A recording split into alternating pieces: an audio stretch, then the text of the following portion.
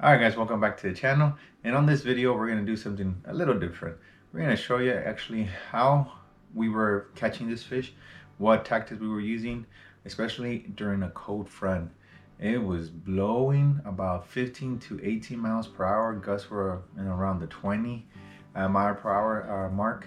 It was pretty rough conditions. When we got there it was around 44, and with that wind, the wind, man, once that wind hits you on the face, it's like needles, and it was pretty harsh. But we ended up keeping 3 redfish and 1 trout, so it was a good fishing trip. We were out there for about 5 hours. We got there at 7:30 and we started coming back towards the truck around 12:30, and by the time you load and all that good stuff, it's about 45 minutes afterwards, and then you're back driving on the road back home. But yes, the first clip I'm going to show you is an area that I target during winter patterns. I try to look for these little cuts into the back lakes or into the bay, either or. They tend to always have water a little deeper, so you're talking about maybe 3 to 4 feet deeper, and you can actually see this on the map on Google Earth or Google Maps. You'll see the different shades of color. When it's a little lighter, then you're talking about a foot to maybe 6 inches of water, and when it gets a little darker, then it's 2 to 3 feet, and if it's real dark green, then you're talking about maybe 4 feet of water. So these little areas hold fish during winter. Trout, especially trout, I was hoping I ran into trout like that, and they usually lay there just flat on the mud, and you'll see those lice or fleas, what they call it, on their bellies, meaning that they're just there laying on the mud, and you'll see them moving around. I was hoping to run into those, and on the first clip here I'm going to show you, we caught a nice 22-inch red. It was almost 23 actually. I drifted towards it and I could see water pouring out of the back lakes. It was rushing out, the tide was going out, and I could see birds. So that's 2 good indications. It was draining, and then birds were flying, and they were going down and catching shrimp or mullet, but there was about maybe 4 to 5 birds doing that. As soon as I got there and I tossed the shrimp, I got hit. The birds were dying for that shrimp too. There was something structure wise at the bottom. I couldn't see from the distance I was, and of course the murky conditions. It was blowing pretty hard, so the waves were blocking my view. But there was something down there that was making my lure get caught, and we had to retie about 3 or 4 times. There was something there. We hooked up to something big and it popped off. So I decided to move around to the other side so I could cast towards the wind. I hate doing that. I was casting with the wind, and that's a lot easier, but it paid out. That's where we caught this first red. It was about a 23-inch red, and it was the first keeper. So after that, when the bite died down, we decided to move somewhere where we could be away from the wind, and we entered this little creek that entered to the back lake. I love fishing these intersections, so it splits off in 2. So what fish tend to do is they tend to hide or ambush bait. So they'll be right at the points, like grass points or the point of the intersection, to ambush their prey. So once we got there and we hit it off, and we were actually casting the down south lure, 4-inch, and we have in a little jig head. I like to keep them dark.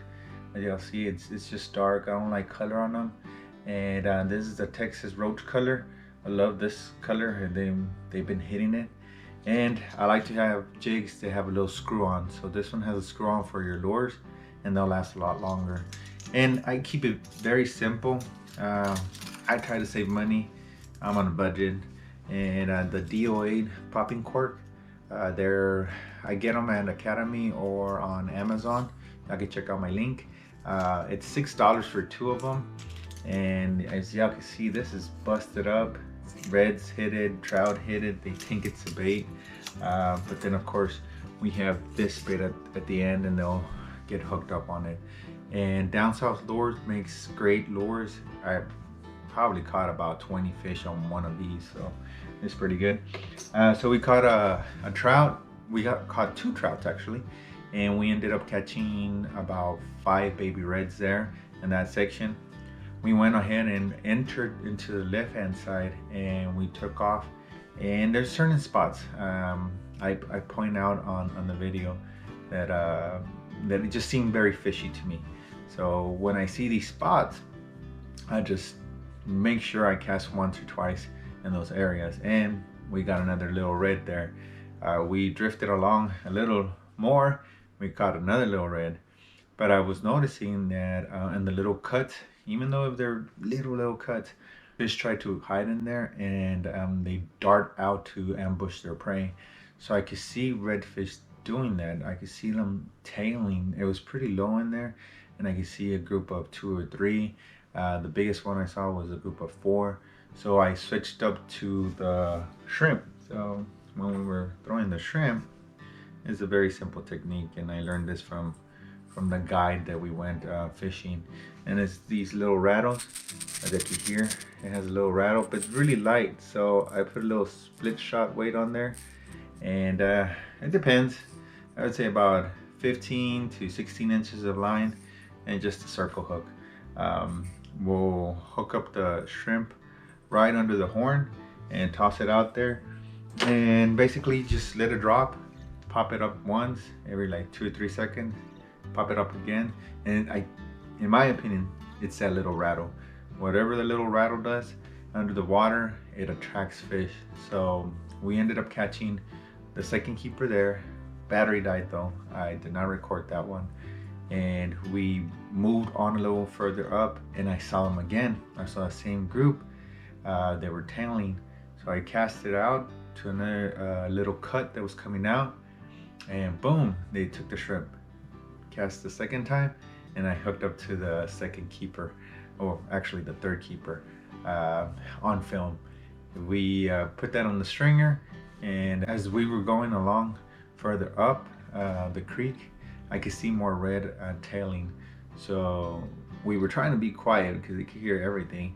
Well, not hear, but they could sense everything. They were making a ton of noise, but they were concentrating on feeding. So I try to stop as smooth as possible. Y'all see in the video, I hit everywhere. I hit the branches, I hit the bank, I hit everywhere. And still like that, I ended up catching another red. I cast towards the section where I had seen the tails, and not even a matter of seconds it hit. So we ended up keeping that one, and I called out the other one. The other one was 20.5 inches, and I don't like keeping those. They're right at the limit. So I called the other one out, and this one was 21.5 inches. So I kept that one. And at the end, it was great. I would say about 20 reds we caught, and those 2 speckled trouts in the span about 5 hours. By the time we left, the tide was going out pretty fast, and I didn't want to get stuck back there in the back lakes and then pulling the kayak around in mud. It's not fun at all. But at the end, the winds calmed down. According to the weather, winds were going to be bad from 7 to about 10:30. Well, they were bad pretty much till like 12. After getting out of the back lakes, we went back to the truck, and it was pretty smooth sailing actually. It dropped to like 10 miles per hour. It wasn't too bad, so I enjoyed casting little here and there. I like to go slow on the kayak. I have a little trolling motor, and I just go slow and I just cast here and there. And sometimes we'll hook up to a red or a speckled trout, or just throw a lure out there or something weedless and just let it float behind the kayak, and you'll be surprised how many fish I've caught like that. Some big reds and some big trout too. So try it. If you are new to the channel, make sure you like, share, and subscribe, guys. And this video was just a little different. I wanted to show you exactly the spots where we were casting, what I see and what I do during winter patterns, especially when we get these little cold fronts. Water temperature still not that cold. We've been having a pretty good weather in the 70s, high 70s. They don't hit the 80s, but the water stays around the high 50s or low 60s, so it's still good to go out there and fish. Here in a couple of days it's gonna be great because the cold front hits for like 2 days.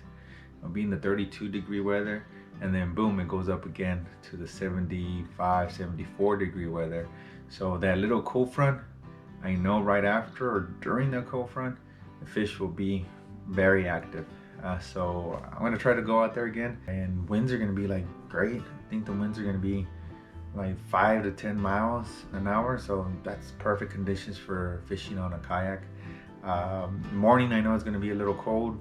I would say it's gonna be around 44, 45 degrees, but it'll warm up to about 65. So it's perfect conditions to go out there and cast the line and set the hook on a big old trout, or hopefully some keeper red. I would want to see if I could hit the trout again and keep those 5-limit trout. I love trout. I think deep fried trout is one of the best. So I rather deep fried trout, and on the red I'll bake it or I'll blacken it and make some tacos out of it or something like that. But if you're new to the channel, guys, make sure you like, share, and subscribe. And until next time.